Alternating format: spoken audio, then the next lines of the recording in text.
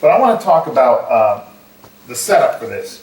We're told in Ruth chapter 1, that this story takes place during the days of the Judges, and everybody knows that Judges is one of my favorite books. But in Judges, there's a lot of challenges in Israel because there's no central organization. The Bible says in Judges 17:6 and 21:25, which are the following. A, there's no central organization to deal with hardship or famine.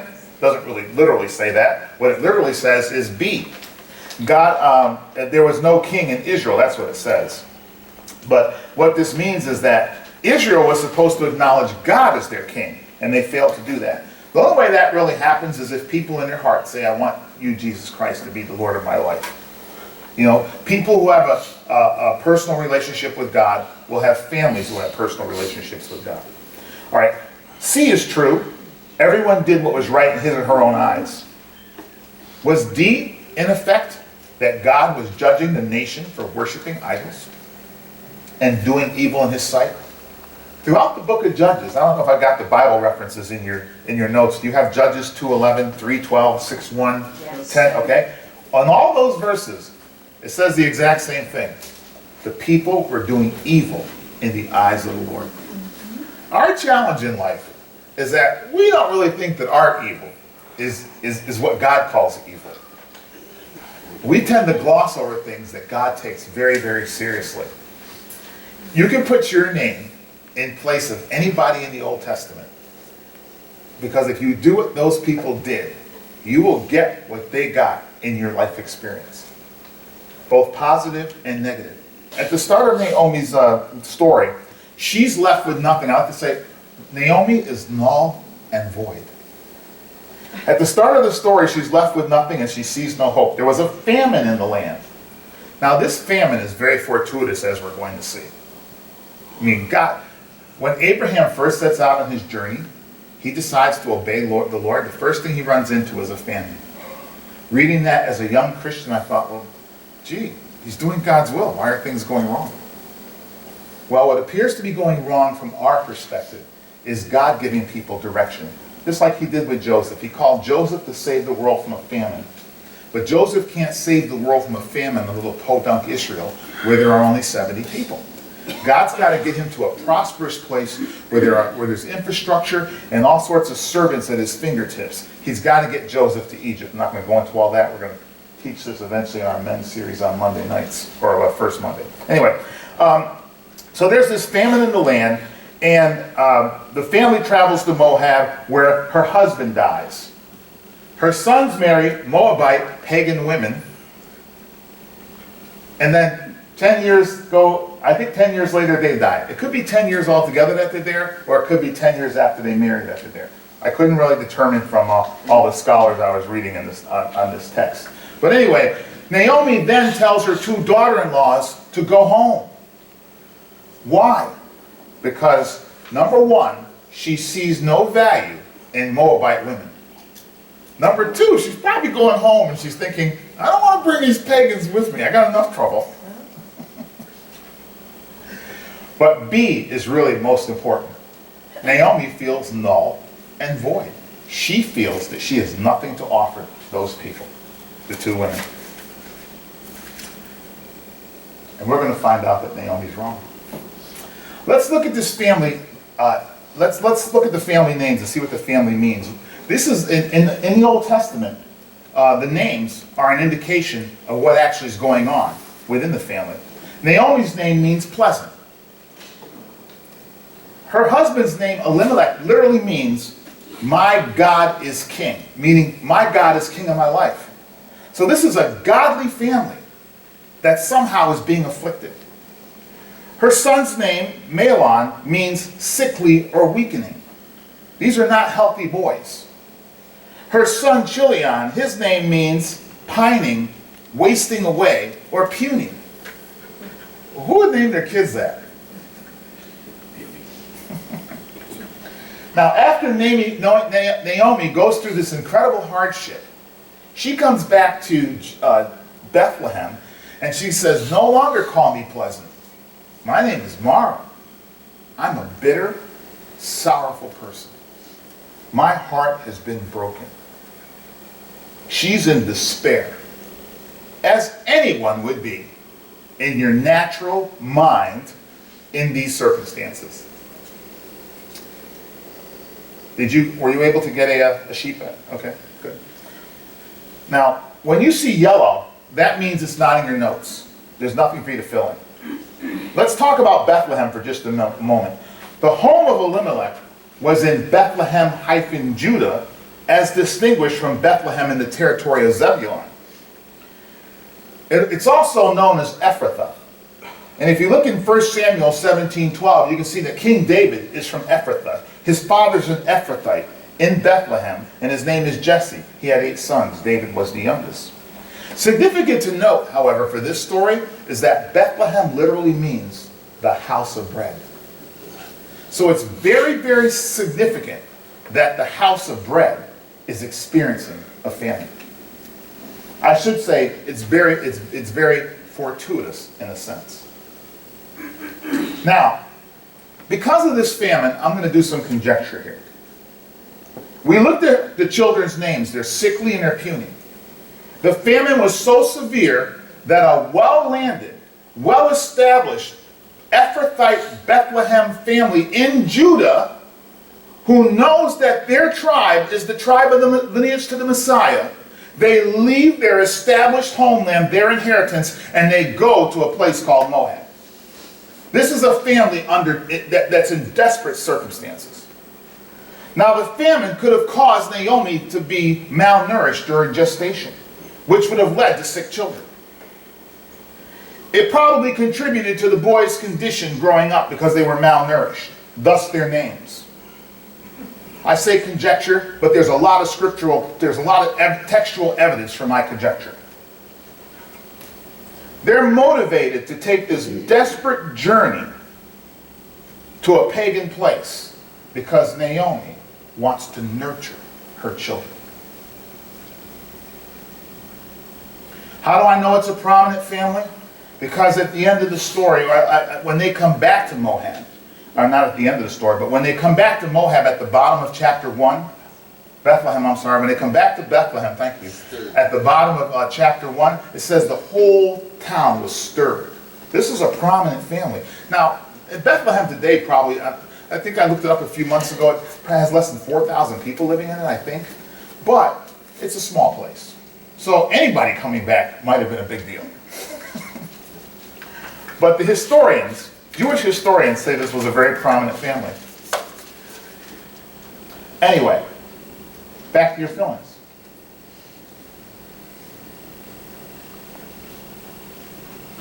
If we were to say, why does Naomi try to send her daughters back to Bethlehem? Which of these would you answer positively?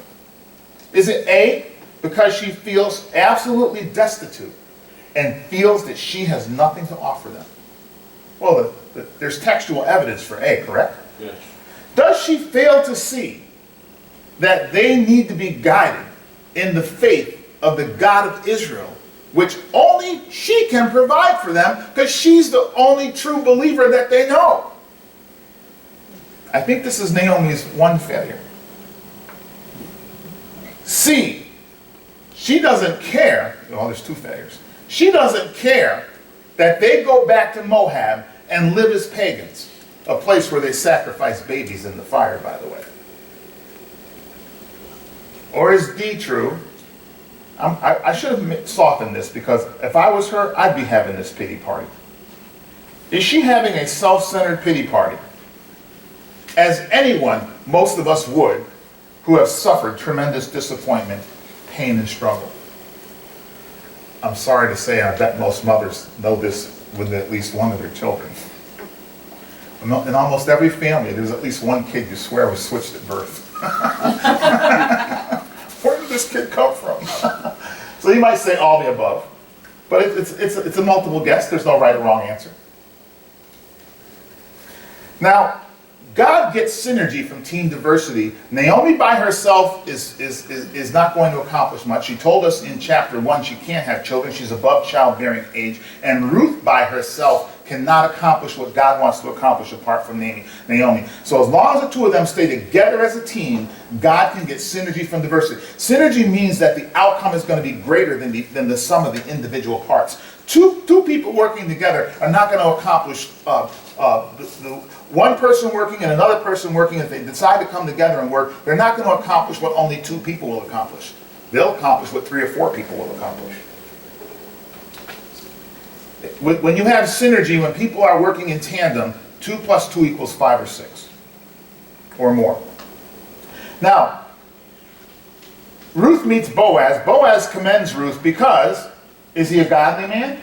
We see in Ruth 2:4 that he greets his servant. We didn't read chapter 2, but Boaz greets his servants in the morning by saying, "The Lord be with you." How many of us have bosses that have ever walked in and said, "Hey man, the Lord be with you"? Wouldn't it be cool to have bosses that did that? Yes. He fulfills God's executive order in Leviticus 19:9 through 10, where God says, "Don't harvest the corners of your field. Leave that for the poor." It's called workfare, not welfare. It's workfare. God's executive order is all about workfare. And so Boaz tells his servants to set Ruth up so she can work effectively. Nobody's belittling anybody for being poor. But the Bible does say idle hands are the devil's workshop. We got this all wrong in our societies. The Bible literally says, I was in a barber shop and there were some pastors in there, and I said to them, "Hey, you know, the Bible literally does say if a man won't work, a man should not eat." And they ran and got Bibles to try to prove me wrong. That's because we're reading the Bible through the paradigm of the lies that we're being told through the government and the media. It's shaping the very way we think about Scripture. This has to stop. It's at least stopped at Liberty Christian Fellowship. All right, she has worked from morning till night. In Ruth 2:7, Boaz's servant says, "Hey, this woman's a hard worker. She's worked from morning till night."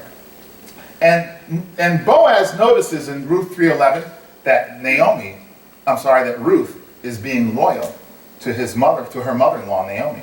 Remember when Naomi tried to send Ruth away? I was reading that thinking, well, Naomi, what are you going to do?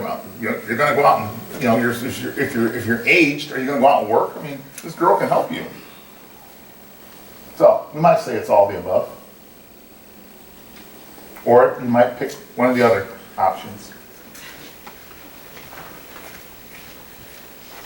Now, God's going to accomplish through Ruth and Naomi what neither one of them can accomplish on their own. How come Ruth and Boaz get married? It's because we all could use a good love story where everybody lives happily ever after. Or is it that they both are somehow connected to Naomi? That's part of the puzzle. She's bridging the gap. She's standing in the gap. It's a way to fulfill the levirate marriage custom of Deuteronomy 25, 5 through 10. We went through that when we studied Tamar. We're not going to go into it in great detail today. But basically it's a way for another family member to marry a widow who has no children. Because in that society, women could not inherit property. So God writes an executive order in Deuteronomy 25, 5 through 10, and he explains this is how we're going to make sure that women can stay connected to their husband's property. Though they cannot inherit that property, if they have a child, that child will inherit the property. And until the child is of age, for all intents and purposes, it's the mother's property. If you watch Downton Abbey, you can kind of begin to get an understanding of these things. I couldn't figure it out until then. No, I didn't. Somebody may be asking, you may be asking yourself the question, how come Naomi doesn't marry Boaz? Well, it wouldn't be as cool a story. No, there's probably some reasons for that. Number one, she's already had 2 sons. So she's not really eligible for the levirate marriage custom. Number 2, she's beyond childbearing age, probably. And the whole purpose of the levirate marriage custom is to raise up a male heir that can anchor the family in that property.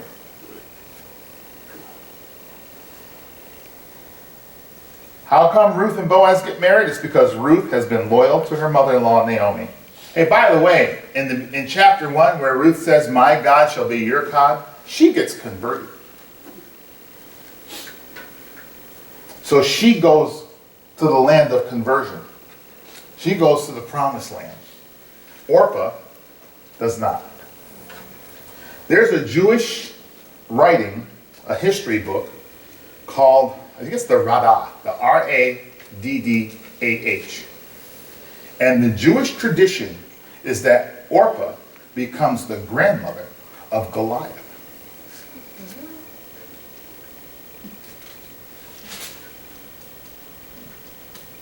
Okay, where are we? Yep.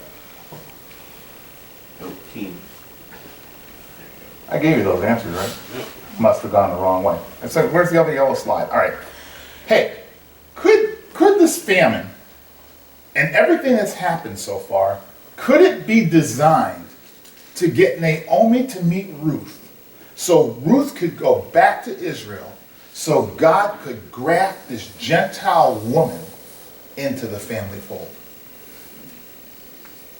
Do you know that both King David and Jesus the Messiah are born in Bethlehem because of this story? This is the only family anchor there in all the history that we have in the Bible. Jesus and David are anchored to Bethlehem because of this story. Tell me this is not the plan of God. He's the potter, we're the clay. Now, Ruth the Moabitess, like Tamar and Rahab, are in an exclusive Gentile club. They're the only 3 women mentioned by name in the Matthew genealogy of Jesus Christ. And they're all Gentiles. They're all grafted in. They're not just grafted in as converts. They're grafted into the bloodline to the Messiah. Aren't we grafted in? You should not feel like you're a second-hand child of God. He doesn't have any.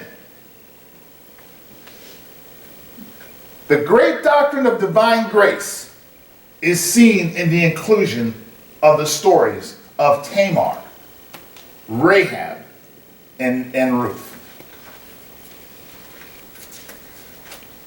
2 of those stories, Tamar's and Ruth's, involve the levirate marriage custom. You'll have to go back and you can go online and look at our sermons. There's one called, I think it's Tenacious Tamar or something like that. Anyway, let's talk about Boaz. Boaz means strength, and he represents our Redeemer, our divine Redeemer, who is our strength and our salvation. He represents the power of God unto salvation. For people who are raised in pagan places where they kill babies and they have no business even opening a Bible, let alone thinking they could get into the bloodline. That's an amazing act of God. Got those 2 villains? Yeah. Okay? I'm just going to pop them in there so you guys can... This one may not be in your notes, though, because I was running out of space. So I had to take some things out. Is this one in your notes? Yep. Oh, it is? Okay. Now, you know why the women congratulate Naomi when Ruth has the baby? She got bloodline. Because Naomi is the bloodline. Boaz is the bloodline. Ruth is just grafted in. Not just, but... Pretty much. The women congratulate Naomi because God nourishes Naomi's life through Ruth. First, Ruth gets all the food for her. Ruth is the one that Boaz obviously has taken notice of, because the first thing he does when he comes out from Bethlehem out to the field, he goes, hey, who's that woman over there? And then he has her sit next to him at lunch. So, we see restoration, reestablishing, and we see that Naomi is resurrected, she's reestablished, and she's restored. We see the restoration of her family inheritance, which a woman could not receive. I've already explained that. We see her reestablished because once you have that heir, you have position, you have stature in Jewish society, all Middle Eastern societies. It's all about the guys, right? And you see that she's resurrected now. This was a woman who could have no other children. There is no way that Naomi's family should be in the bloodline of Jesus Christ by natural circumstances. Yet, she gets to nurture the child that is going to be in the lineage of the child, Jesus Christ.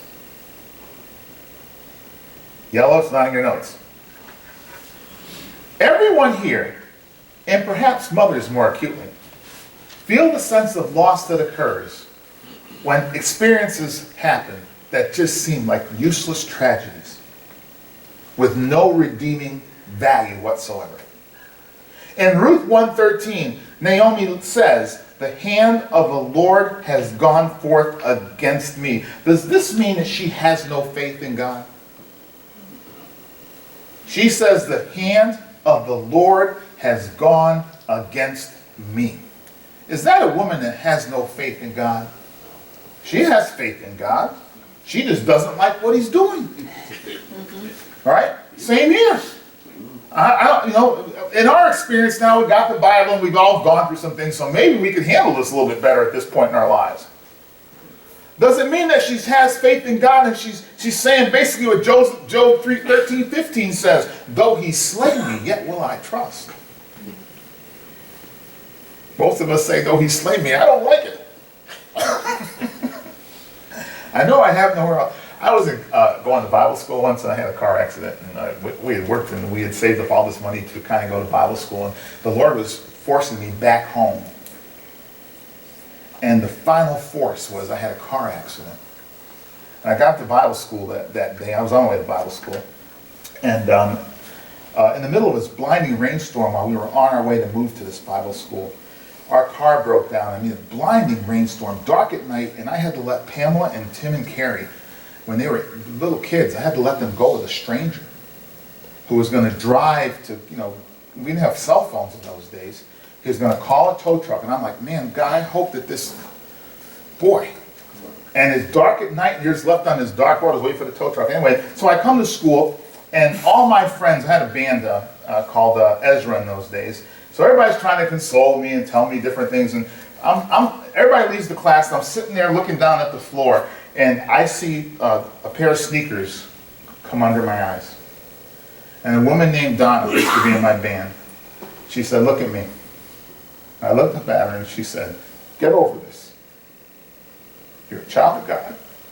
He knows what he's doing. We got a concert on Friday. Get over this." And she walked out. That's what I needed to hear. A woman had walked up to me after church service when I was a freshman in college, and she said, "God told us one day at our prayer meeting, Mr. Wallace, God told us that one day you're going to handle my case with the VA. Couldn't handle that case in Massachusetts." I did handle that case, and she did win the largest retroactive settlement in VA history. God had to get me back here. Anyway, so you can answer that any way you want. But this is really cool. I don't think you have this. Nope, I had to take this one out too. This is really cool. This is what moms are like. Moms always seek the best for their children. Usually. Good moms. Or I should say moms on their best days. No, just kidding. Well, we know a lot of bad mothers, right?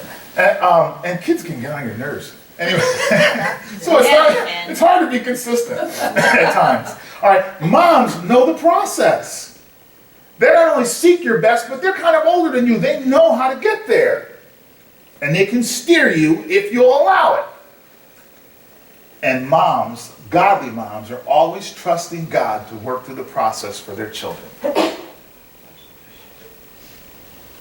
Ruth says, I have to seek a place. The King James says rest. I believe the New American Standard says rest. The translation he read, which was the ESV, it said home. But what it says, a place of rest is a place where you can be settled in your own house with a husband that loves you. Naomi knows the cultural custom. Ruth does not. So Ruth wisely allows Naomi to steer her through the process. Synergy from diversity, teamwork here.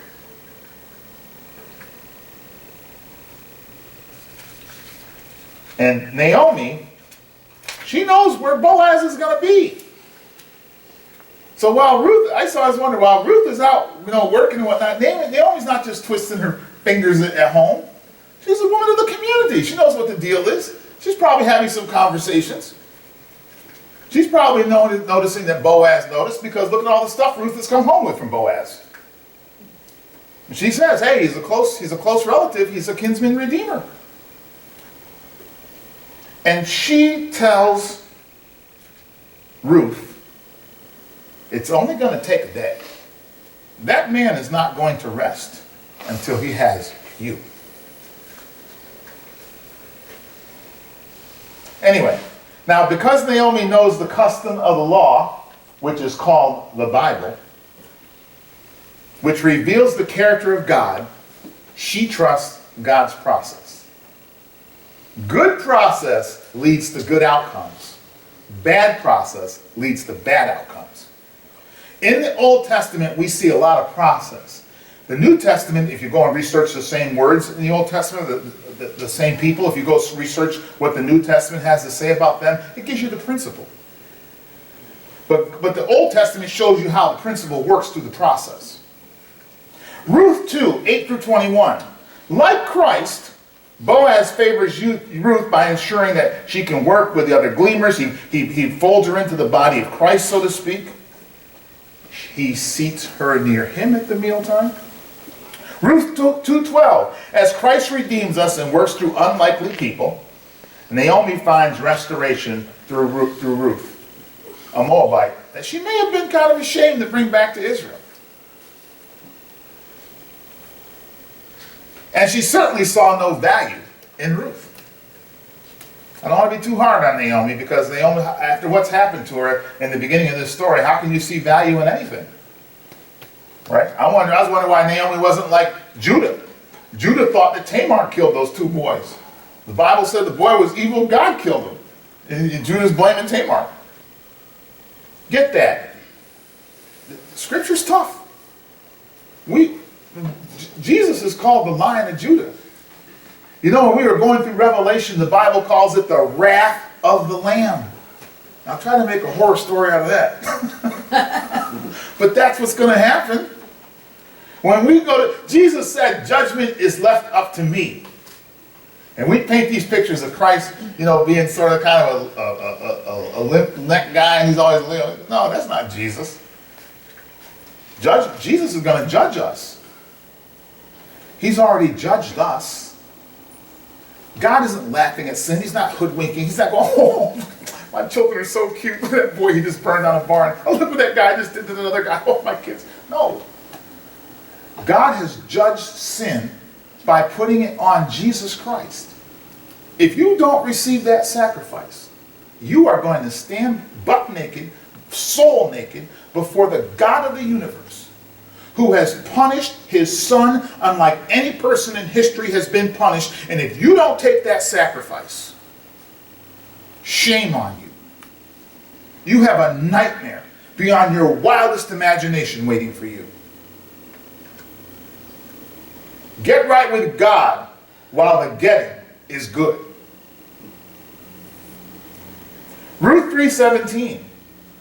Boaz states he knows Ruth is the key to his relative, her mother-in-law's future. Just like Jesus is the key to our eternal future. This is in your notes. It sounds like doublespeak, but it's not.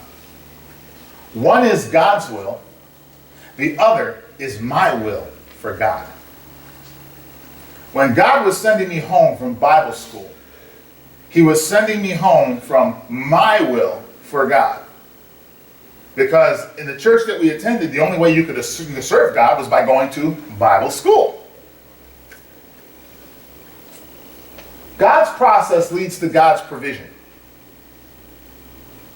God's provision is in God's process.